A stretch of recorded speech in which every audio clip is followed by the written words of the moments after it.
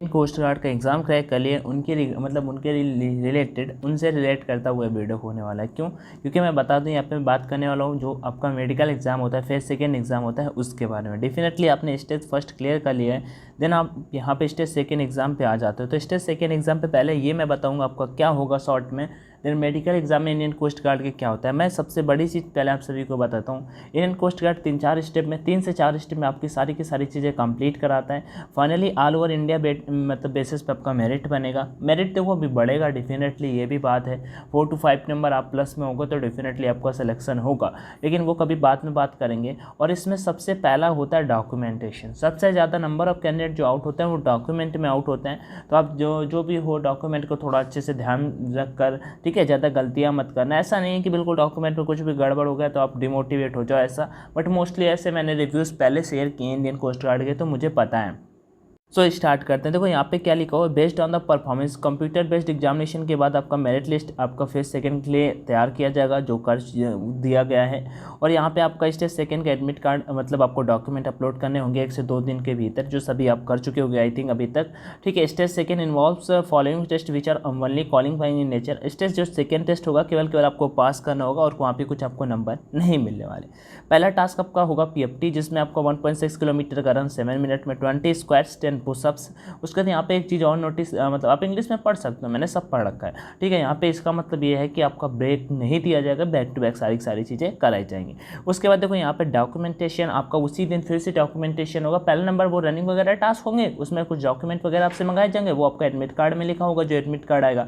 उसके बाद यहाँ पे आपका दिया हुआ है कि द डेट ऑफ इशू, कि डॉक्यूमेंटेशन के बारे में लिखा हुआ है कि जो भी डॉक्यूमेंट है वो सही होने चाहिए। अगर आपका यहाँ देखो कैंडिडेट विल बी कैंसल्ड, आपकी जो योग्यता है उसे कैंसिल भी किया जा सकता है अगर कुछ भी गड़बड़ पाया जाता है। इंडियन कोस्ट गार्ड ने क्लियर यहाँ पे लिख रखा है। उसका जो आपका रीअसाइनमेंट टेस्ट होना था ये आपका इंडियन कोस्ट गार्ड ने कैंसिल कर दिया है। आप सभी को अगर नहीं पता है तो एक नोटिस इंडियन कोस्ट गार्ड ने रिलीज किया था जिसमें इन्होंने ये कैंसिल कर दिया है। अभी नेक्स्ट आ जाता है आपका इनिशियल मेडिकल एग्जामिनेशन। तो आपका उसी दिन इनिशियल मेडिकल एग्जामिनेशन होगा। अब मेडिकल एग्जाम में इनिशियल क्या क्या होता है वो सारी की सारी चीज़ें डिस्कस करूंगा, बट उससे पहले थोड़ा सा के बारे में डिस्कस कर लेते हैं।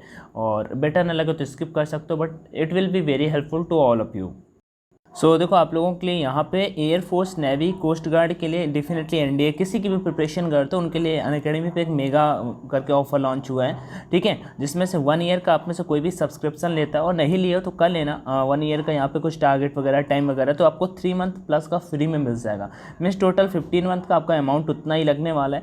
टारगेट एनडीए, आप किसी भी बैच एक प्रिपरेशन कर लोगे, जैसे एनडीए की प्रिपरेशन कर लोगे, एयरफोर्स, नेवी, कोस्ट गार्ड तीनों निकल जाएंगे। नेवी की कर लोगे, एनडीए और नेवी और एनडीए का लेवल सेम होता है मोस्टली। एग्जाम को मैं बता देता हूँ, थोड़ा सा प्लस माइनस मान सकते हो, बट नेवी एयरफोर्स में काफ़ी अंतर होता है। नेवी डेफिनेटली हार्ड होता है पेपर का लेवल, ठीक है। तो कुछ भी नहीं, आपको जब अनअकैडमी लर्निंग ओपन करोगे तो फिर टाइमिंग सेलेक्ट कर लेना, और टाइमिंग सेलेक्ट करने के बाद आपसे यहाँ पे कोड का ऑप्शन आएगा, तो कोड आपको ऑनलाइन D50 डाल देना है, ठीक है। जैसे डाल देना उसके सामने प्रोसीड टू पे पे क्लिक कर देना और उसके बाद आप पेमेंट कर सकते हो। फिर भी कुछ समझ में ना आए तो मुझे कॉमेंट में जरूर पूछ लेना और मैं आपको रिप्लाई करूँगा। मैं भी थोड़ा सा लेट हो जाता है, ठीक है, आगे बढ़ता है।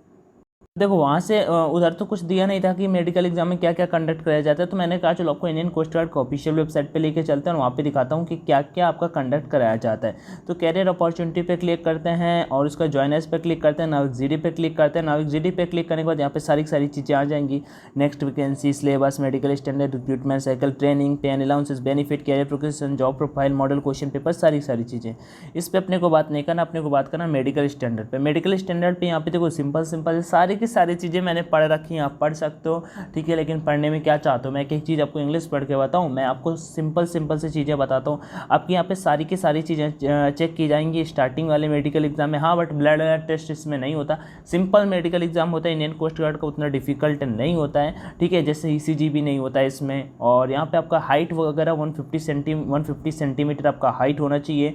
उसके बाद आपका हियरिंग टेस्ट भी हो जाता है यहाँ पे 5 सेंटीमीटर तक। आपका चेस्ट एक्सपेंशन होना चाहिए, good mental and physical health होना चाहिए, should be free from any disease, आपको कोई भी बीमारी नहीं होनी चाहिए।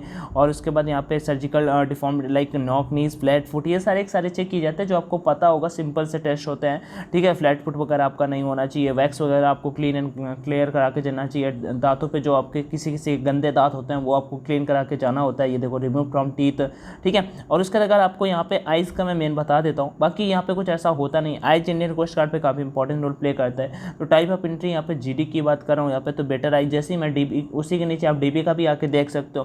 तो आई का 6/6/9 से ज़्यादा नहीं होना चाहिए, अगर 6/9 से ज़्यादा है तो भाई आपको बाहर कर दिया जाएगा। मतलब इसमें हम लोग तो बिल्कुल ही बाहर हैं, किसी मतलब के नहीं है। मतलब आप अगर 6/6 या 6/9 वाले हो तो डेफिनेटली आपका हो जाएगा। और विद ग्लास में भाई 6/6 अगर ग्लास वियर करते हो तो 6/6 तो होना ही चाहिए, और 6/6 से ज़्यादा होगा तो आपको आउट कर दिया जाएगा। हाइट की बात कर लेते हैं तो आपका 150 से मतलब इंडियन कोस्ट गार्ड के लिए 157 सेंटीमीटर हाइट चाहिए। ट्राइबल कैंडिडेट्स को उसमें भी थोड़ा सा रिलैक्सेशन मिल जाता है, वो मैं आपको दिखा देता हूँ। ये देखो इन कुछ स्टेट्स के, जैसे आप if you come from Assam, Nagaland, Madhya Pradesh, Arunachal Pradesh, sorry Madhya Pradesh नहीं, सिक्किम, ठीक है, मणिपुर, मेघालय, अरुणाचल प्रदेश, तो आपका हाइट 152 से भी काम चल जाएगा। लक्षद्वीप से आते हो तो 155, अदरवाइज आपका हाइट 157 होना चाहिए। टैटू के बारे में यहाँ पे लिखा हुआ permanent body tattoos are not permitted of any part of body. हाँ देखो मैं बता देता हूँ, छोटे मोटे से होते हैं इनर पार्ट में तो मे भी चल जाता है, बट कभी भी आपका ऊपर पे कुछ होता है तो फिर बहुत मुश्किल हो जाता है, तो आपको उसे डेफिनेटली हटवा लेना चाहिए, ठीक है। तो यहाँ पे लिखा हुआ है permitted of inner face of forearms from inside of elbow to wrist and on the reverse side of the palm डो side of the hand, please click here for tattoo policy regarding recruitment. तो अगर आप tattoo policy के बारे में जानना चाहते हो तो यहाँ पे आके क्लिक करके उसके बारे में देख सकते हो कि टैटू का पॉलिसी क्या होता है। एक PDF टाइप में डाउनलोड हो जाएगा और उसके बारे में उसमें सारी डिटेल्स दी होंगी, ठीक है। Accessibility of permanent body tattoos for recruitment in Indian Coast Guard, ठीक है। लोकेशन ऑफ टैटू कहाँ पे हो सकता है, साइज ऑफ टैटू इतने से ज़्यादा नहीं होना चाहिए। Nature of tattoo, exception of tattoo of candidate for tribal communities, for all of candidate के बारे में यहाँ पे लिखा हुआ। काफ़ी सारी चीज़ें दी हुई हैं, ये फॉर्म आपको फिल करके ले जाना होता है। अगर आपके बॉडी में टैटू सर्टिफिकेट टैटू होता है तो वो सारी चीज़ें यहाँ पे आ जाती हैं। ये सेकंड पैराग्राफ, तो ये आपका टैटू के लिए हो जाता है। नेक्स्ट यहाँ पे ऑफिशियल को फिर से मैं यहाँ पे आ गया। मतलब मैं बताता हूँ शॉर्ट में, आपका मेडिकल एग्जाम पूरा चेक होता है, बट इंडियन एयरफोर्स का दिया है तो उतना सब कुछ नहीं चेक होता। मतलब बॉडी के इनर पार्ट आपके ज़्यादा नहीं चेक होते।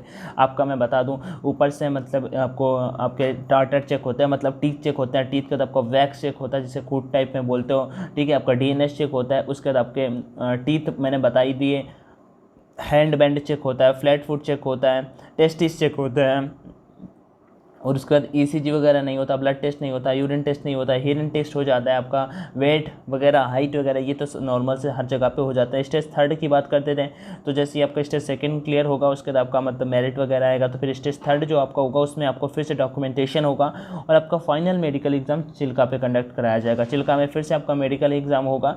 उसके बाद अगर आप वहाँ पे हाँ एक बात और बता देता हूँ, अगर आप फेल किए जाते हो, वो ऑफिशियल चाहेंगे तो भाई 2 बार आपको अनफिट कर सकते हैं। मतलब अनफिट करने का मतलब 2 टाइप के, एक तो बिल्कुल डायरेक्ट आपको फिट कर देंगे कि यू आर टेम्परेरी, एक तो टेम्परेरी होता है, एक परमानेंट। अगर परमानेंट करते हैं तो भी आपको अपील करने का मौका मिलेगा और आपके पास 41 दिन का टाइम मिलेगा कि आप वहाँ पे जा सकते हो रीमेडिकल एग्जाम के लिए। मतलब 40 दिन तक आप रिक्वायर होकर जा सकते हो, जबकि आपका वहाँ पे जो अगर आपका केवल ऐसे ही मिला टेम्परेरी तो आपको 21 दिन का टाइम मिलेगा, 21 दिन के भीतर आपको रिक्वायर होना चाहिए। आगे बढ़ता है next, original document, police verification other, ये सब बाद में होता है, ठीक है। शॉर्ट में इसमें डॉक्यूमेंटेशन के बाद यहाँ पे थोड़ा सा दिया हुआ है मेडिकल एग्जामिनेशन के बारे में, तो उसे भी मैं यहाँ पे आपको दिखा देता हूँ चल के कि यहाँ पे डॉक्यूमेंट मतलब मेडिकल एग्जाम के मेडिकल स्टैंडर्ड देखो यहाँ पे दिया हुआ है। मिनिमम हाइट 150 सेंटीमीटर होने चाहिए और कुछ स्टेट के लिए यहाँ पे 152 भी चल जाता है। मैंने ऑलरेडी आपको बता दिया था ऑफिशियल में, तो उसका टेंशन लेने का नीड नहीं है। यहाँ पे देखो लिखा भी हुआ है 5 सेंटीमीटर कुछ का छूट भी मिल जाता है। चेस्ट वगैरह यहाँ पे लिखा हुआ है 5 सेंटीमीटर तक आपको फुलाना होगा। वेट आपकी हाइट के अकॉर्डिंग होना चाहिए, +-10 आपका चलेगा, जितना आपका हाइट हो उतना आपका वेट होना चाहिए, ठीक है। +-10 चल जाता है। हियरिंग टेस्ट आपका होगा तो आपका नॉर्मल होना चाहिए। उसके बाद यहाँ पे लिखा है candidate are advise to get their ears clean for wax and tartar remove from teeth prior to medical examination. अपने मतलब कानों को साफ करा के और दांतों को साफ करा के वहाँ पे जाना होता है। Candidate claiming height relaxation are to submit domicile, अगर आपको हाइट वगैरह पे रिलैक्सेशन चाहिए तो आपको फिर domicile certificate to medical officer को मतलब प्रेजेंट करना पड़ेगा। Failure to submit the domicile will not no वगैरह वगैरह, ठीक है। अगर आप वहाँ पे नहीं पहुँचा पाते हो, नहीं मतलब टाइम से दे पाते हो वो सारी चीज़ें, तो आपको फिर एज इलेक्ट्रीशियन वहाँ पे नहीं मिलेगा। टैटू वगैरह के बारे में मैंने आपको बता ही दिया, और ये आपका फाइनल होगा। फिर उसके बाद यहाँ पे दिया हुआ है कि मेडिकल मतलब ट्रेनिंग वगैरह, तो ये ट्रेनिंग वगैरह के बारे में आपको कुछ जानना हो तो मुझे कमेंट में बता देना। जो ऑफिशियल था वो मैंने आपके साथ में शेयर कर दिया, मे भी इन्फॉर्मेशन आपके लिए हेल्पफुल रही होगी। जो दिक्कतें आए वो मुझे कमेंट सेक्शन में बता सकते हो। बाकी thank you for watching this video, do share if you like it, otherwise कोई दिक्कत ऐसी नहीं है। टेक केयर, जय Hind and all the best.